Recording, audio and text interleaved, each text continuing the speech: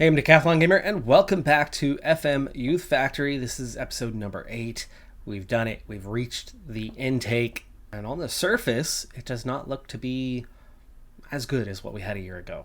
Even though I have not added that staff in yet, but certain staff, some U18 staff, does exist. Has that impacted it, or is it just how this game works?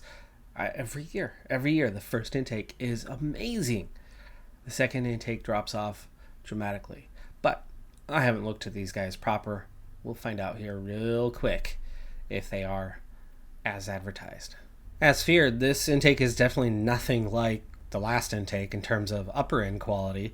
Lower end quality is exactly the same, but we're definitely missing those couple key top guys. Now, in terms of potential ability though, there's some good quality there, but there is definitely no McLaren. A 157 potential ability is going to be good enough to play Premier League if they achieve that. So there is quality.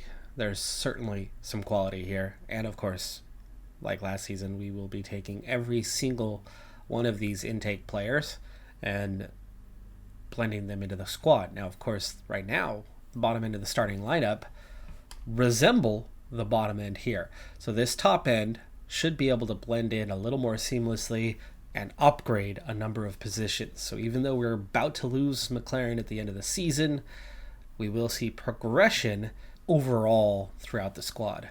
Definitely some changes made to the lineups and the squads in general for the moment, because there's still a couple of changes that I need to make after I show you. We start with the U18s. This is what the U18s look like now. We have a couple holdovers from the original squad, the current ones, but this is almost entirely from the current intake. Actually, it is entirely from the current intake, and these guys are all 50 or below. Now, there's two guys that might be able to contribute at a higher level, but they don't have the potential ability. They're stuck down here. I'm not going to take them when they're not going to contribute in a meaningful way. At a higher level, they're not going to develop, so therefore these guys are stuck down in the U18s. The U21s is now consisting entirely of players that were the U18s this season. We now have Ken Lee still at a current ability of 3, and Hallam, a second player at a current ability of 3. And surprisingly, while on vacation, I had a few players from this group make it into the senior squad and get some appearances, almost entirely off the bench. A couple of starts for Hallam. No wonder he has improved a little bit. The under-23s consists, other than our 18-year-old goalkeeper, the original goalkeeper, now consists of this group. all current ability ones, guys, the older ones that will certainly be replaced soon enough. And then the senior squad. Fuller than it will be in a moment, but not by much. There's a couple players that have been playing for us this season that are about to be redistributed into the lower leagues, but I wanted to kind of give them a final shout before they part ways with the senior squad. First off, the replacements. 15-year-old and new starting center back, Pavlov Quinta-Feira, Portuguese player, 13 marking, not great otherwise, not great speed. He's got okay pace at 10. Decision making, determination are high enough. He will improve rapidly at a 67 out of a 150 possible. He is replacing Chris Webb, who's just a 47, 142. Chris Webb, though, good tackling, but no pace. He was brave, though, so I mean, he'd get his feet in there. So Chris Webb, 21 starts. He's played almost every match. In fact, he's matched the highest starters of the season. 2 goals, 5 assists. Surprising for him. And a 7.35 is absolutely a good rating.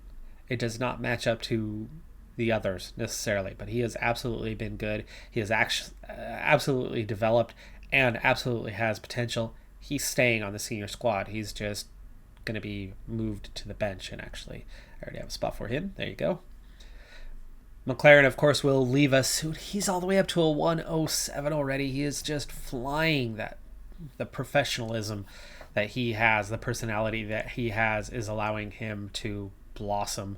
And even on a squad such as ours, he is rapidly developing. He has an average rating of an 8.38. It's just insane. Now, of course, he's only done so much since the deal was done. You have to kind of look at the season as a whole, where he has 21 starts, 1 appearance off the bench, 16 goals, 8 assists, a 6.15 xG, and yet has 16 goals. And overall, for the entirety of the season, it's an 8.02 rating. Best player in the league, developing quite rapidly. Man, oh man, oh man, oh man, are we going to miss this guy. But in the meantime, we've got a couple players in the 80s, a couple players in the 70s, 4 in the 60s. We've got another 4 in the 50s, and that will be the bulk of our lineup next year, where we had quite a few guys down in the low 30s, this season. But we're only replacing one starter right now. McLaren's replacement, Ryan Gordon, is a 59-140. He'll be fine, but that's a huge drop-off in quality. I'm going to wait to replace him. I'll let McLaren finish things out, even though we've already got the title wrapped up and you'd kind of want to start going with the guy of the future. I'll be patient. I'll be nice. McLaren deserves to finish things out. Tom Fish becomes our best backup.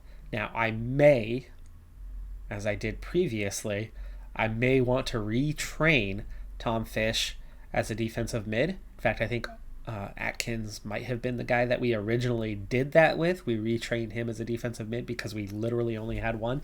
I don't even have a backup. The only thing for a backup that I have is Schmizek, which now with Chris Webb, at least, there's that. There is one guy that we can scoot over and play that defensive mid, but I don't have depth there at all. I mean, we already had to retrain one.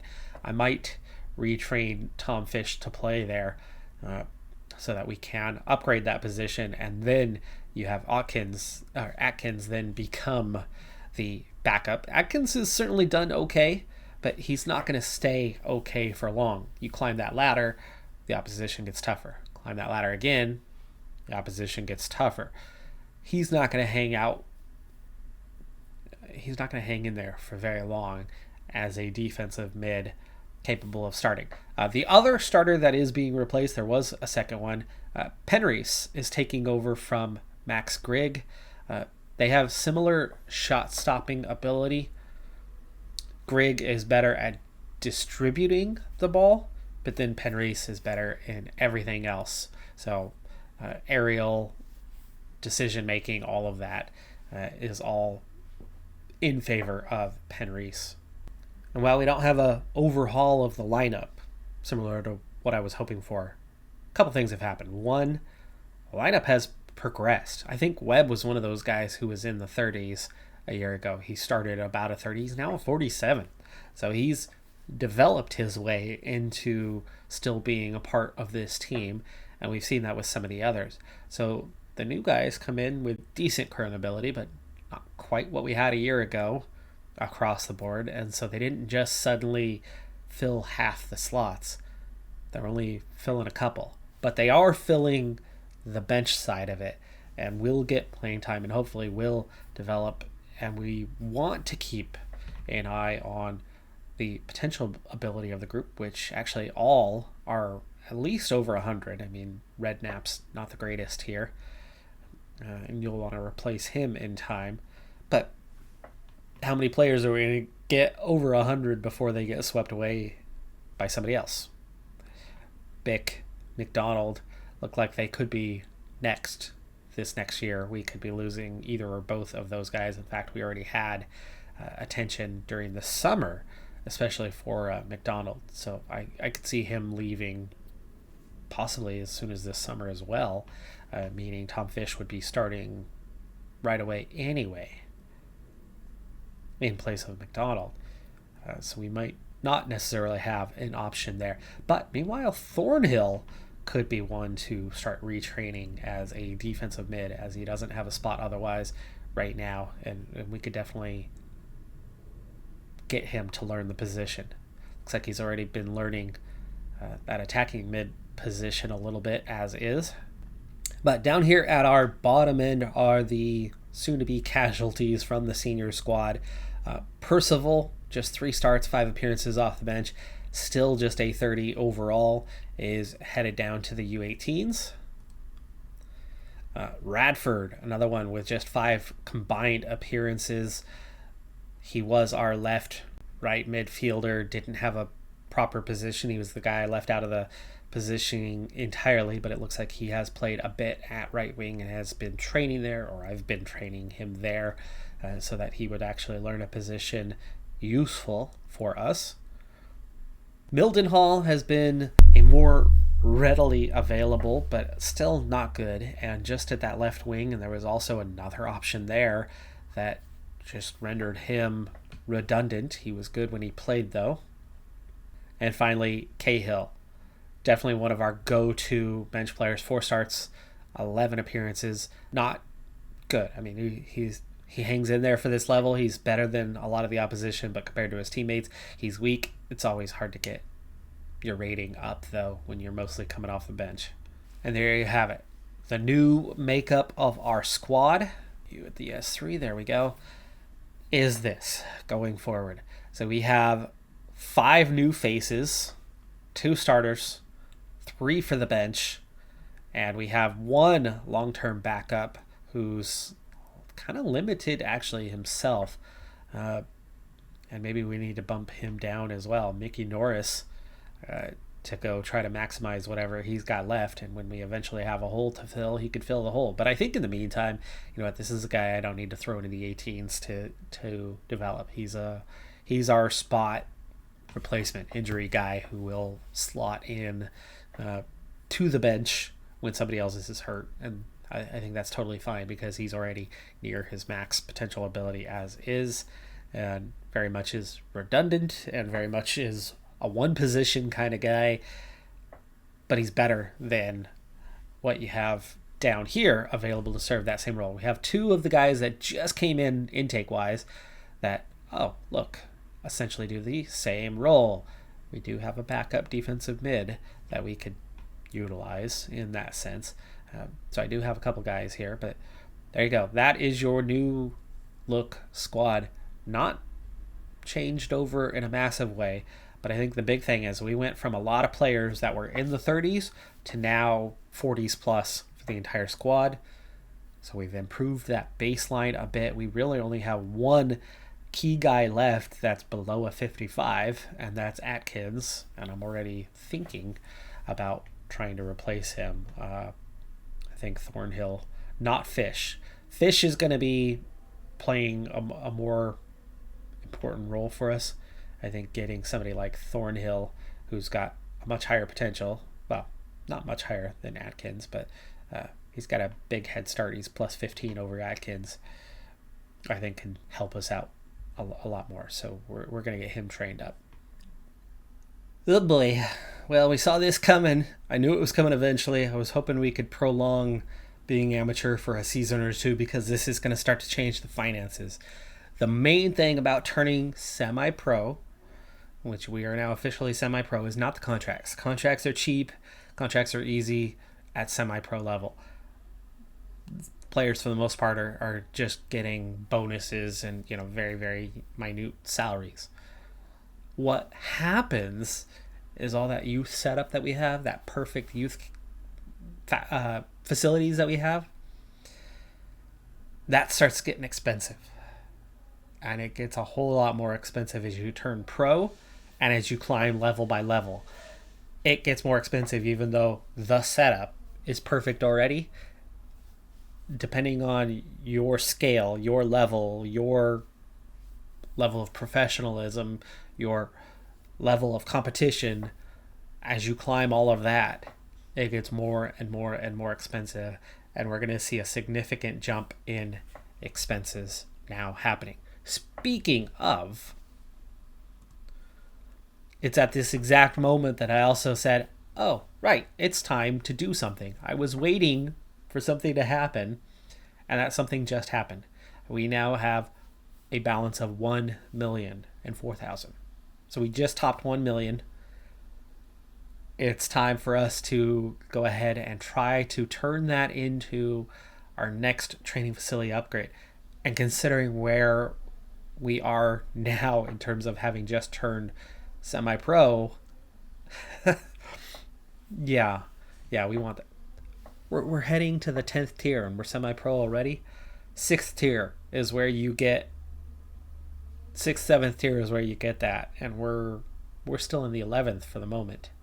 So improved training facilities request going in. Hopefully they'll see that as a necessity of a semi-pro side and help us out with that. But also with us turning semi-pro, we're going to need to now start locking down the team that we have. Semi-pro trains, I think, just about the same. Amazing down in the 11th tier that almost all of our 17-year-olds have agents already. The rest of the guys are still too young to sign professional contracts, but we're starting to make our way through setting that up, and I'll do that off camera, and then we have our final match of the season in a moment's time. And it's been approved, and I can see exactly why it wasn't approved immediately when we asked, earlier in the year, and that being that the cost, $875K. So we only had $1 million. We got enough to cover it. We got enough to have still a little bit. But the reason we agree that the training facilities need to be improved, therefore we will look to do this right away, starting in less than 2 months and finishing in August. So we'll have it ready in time for the new season. I'm pleased by that because that's also going to push us up to, I believe, a 6 full star at that point. And while that's not great, that is a huge step in the right direction to start seeing some growth. And as we're going to turn semi-pro, I'm going to wait until the off season. I'm going to wait till the summer, but I am going to look to start bringing in some staff. We're going to have better training facilities, and hopefully, we've already seen some. Those getting the playing time are seeing some progression now with some staff, with some training facilities. Can't see why we wouldn't see a little bit. That could help keep us ahead of the curve for a while, because so far this season, we're absolutely killing it. We still have just that one draw, that one slip up early in the season when it was 1-1. Early, before those players were developing a bit. You can see just how much better they are compared to this year's group, where we only have 2 guys stepping in and about to be a third for the new season. And then hopefully we don't lose anybody in the summer, but that could very well happen. Brody Bick in particular is probably a favored target, maybe McDonald, maybe both. And without both, we actually could have a problem trying to fill those voids left by those 2 guys, as I didn't get any strikers in the intake at all. Not any proper ones, anyway. And we kick off the final match of the season with our, not perfect season, but an undefeated season on the line here today with a nasty tackle from behind right at the start. It reminds me of what I just witnessed I didn't watch the game live, I just watched highlights of it, but the U.S. versus Mexico CONCACAF semifinal, and seeing the first of 4 red cards as a player got chopped down from behind. Frustrated by the physical play, going both ways. Both sides were ultra physical, which makes perfect sense. The bitter rivals, and that's the MLS for you. That's why I don't watch the MLS. It's just ultra physical, and where's the skill?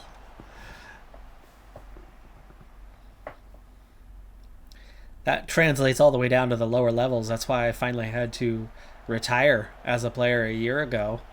Not playing at ultra competitive levels myself. Had been playing in, A leagues, adult leagues, but very much the, Sunday league amateur stuff. But wow, nice through ball for Jones. Not an easy angle there, but Jeffrey makes a fairly routine save on that one. He probably could have challenged keeper more. Did manage to get it on target. Śmizek recovers the ball. That's a center back doing great to recover the ball, and then sets up his teammate, and Jones goes so close. Absurd angle. I know that angle. Best goal of my entire career came from that angle of a corner kick, though. And always memorable because of also what it meant, the timing of it. Not just the goal, but memorable because the three-time defending league champion, and we were tied for first place in that match, and it was like the next to last game of the season, and it was the go-ahead. It was 1-1. I scored with the head from that tight angle at that far post. Oh, what a free kick from McLaren. Oh, great way for him to go out, because I'm not going to let him finish this game. Actually, I want to get his replacement in for at least half an hour, and McLaren's going to go out with a great, stunning strike there. But anyway, go-ahead goal, 2-1. Final score, 2-1. And we won the league.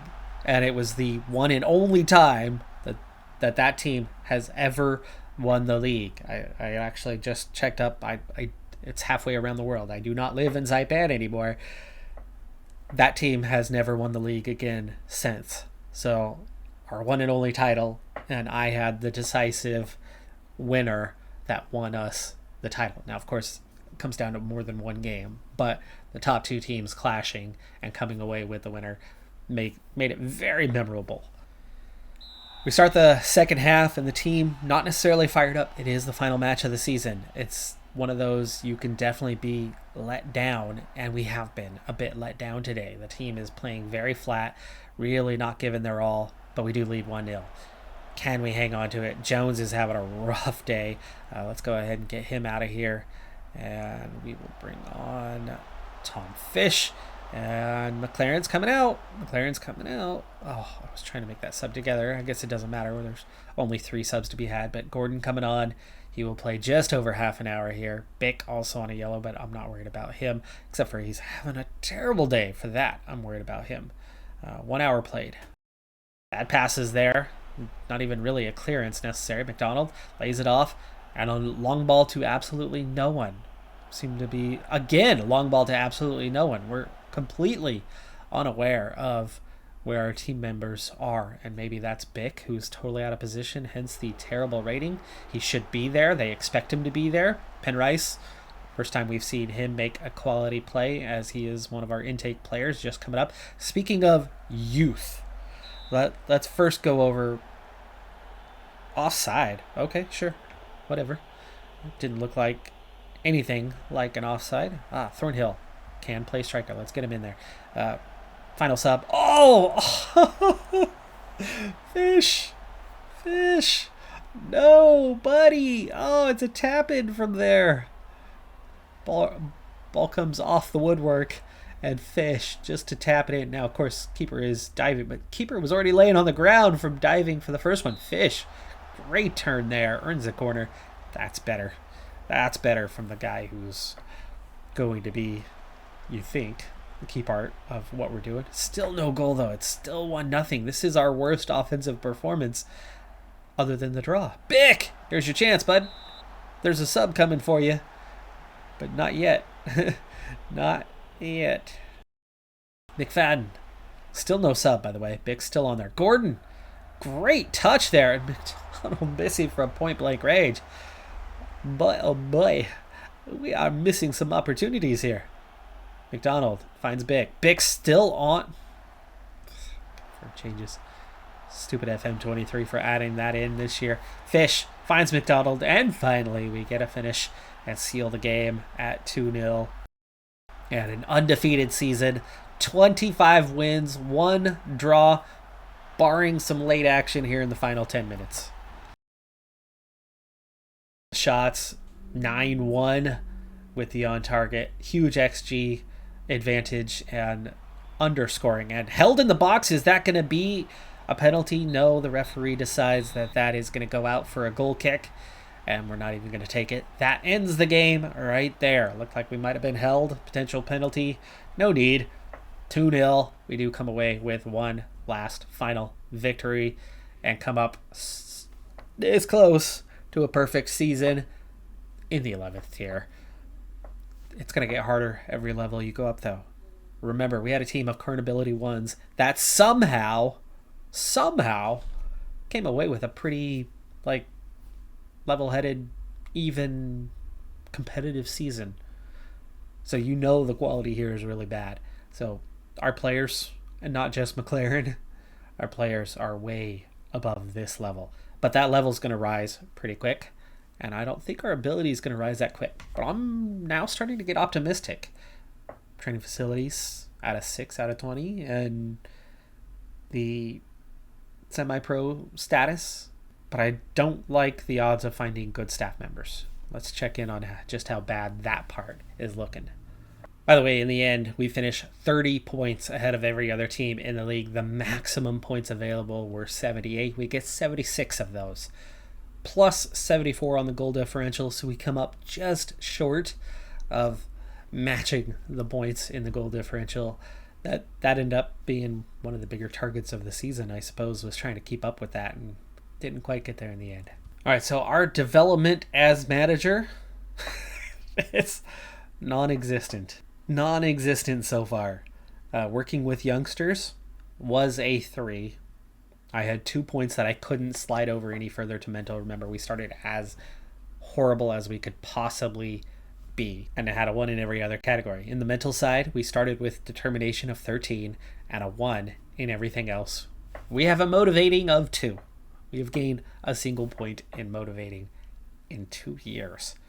Ouch on that part. But as we move semi-pro, as I start to get some staff in there, as I'm not completely overworked by being spread thin, imagine what'll happen when we add some staff. No matter how bad, they're not this bad. They are not going to be this bad right here. Time to ask for a coaching license also. We need to go get a badge and, pick up a few points somewhere. The club reputation's now up to a 341. Now the base reputation for most of the clubs at our level, 300. Now of course we've already just picked up a bunch of points for winning the title, for winning the championship. We've already picked those up. It's 100 or 200 points by itself. So that's a bulk of the points that we have.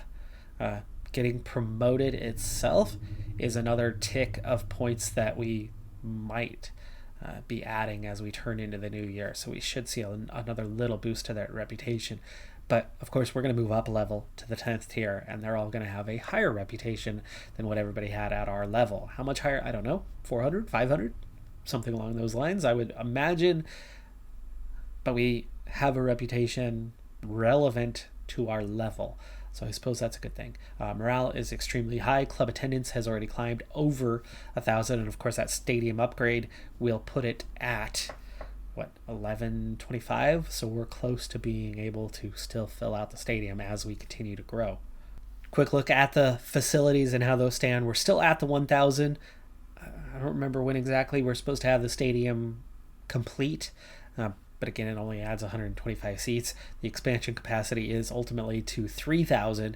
It's still in great condition, the stadium is. Those training facilities confirmed it was a 1. Now it's a 4. It's going to be a 6. That's how that system works. Youth facilities, junior coaching, youth recruitment, all still at a 20. Corporate facilities was a 10. It's down to a 9. I never saw a notice about that, but it has dropped off a little bit. It's behind the face cam, but the balance is down to 171,000. The current season profit loss is minus 355K, and all of that came down to the spending that we just did for those facilities upgrades. It's already paid for, so that part's good.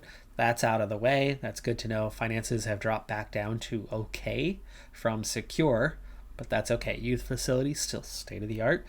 Reputation is still very much obscure and a long ways from being more than that. It's something like 1,500 or 2,000 before you get to 1 star, I think, something along those lines. But those training facilities are currently at the 1 star. They'll be 1.5 here in a little bit. So we are making progress. Brody Bick, by the way, current captain and the only player on the hierarchy to get out of other category. And why? Because the entire squad is so young. Some final quick internal stats. McLaren, of course, the 7 starts after he returned, but 9 goals, 7 assists after the deal was complete. Bick this time sticks around for the entire season, so we do get his full tally. 29 goals in 23 starts. He did miss a little time for an injury just recently, just this last month, and actually this was his first match back. 10 assists to go with it. Ashley Jones, the other winger, 14 goals, 15 assists for him. Similar to McLaren, how they both are scoring a lot of goals, but also assisting a lot. And for him, that's, of course, his entire stat for the season. The youngsters, Quintafera, 7.15 rating. Not bad for just getting started. In fact, that's very similar to the player he replaced, and you figure you give him the off season and then get him started next year with the team, and he'll do even better. Tom Fish, just 2 appearances, but he does grab a 7.25 and an assist in his 2 appearances. Ryan Gordon came off the bench twice and managed to get an assist in those 2. And Thornhill also getting 2 appearances, grabbing a goal in 1, all with good ratings. And I think definitely steps up from the guys they replaced. Peter McFadden, still a weak link at left fullback, but we've at least improved one of the backline guys, and then also improved at goalie. 7.1 rating for him, definitely better than Grigg, who was one of those players signed away on a free and then came back, so he only just had those 5 appearances. How he did over the entire season, actually good. 7.19 rating in 24 starts. It wasn't a perfect season, but damn, it was close. That is going to do it for this episode and this season, though. I'm Decathlon Gamer. Like, comment, subscribe, and I'll see you next time. Have a good one. Be safe out there, and bye for now.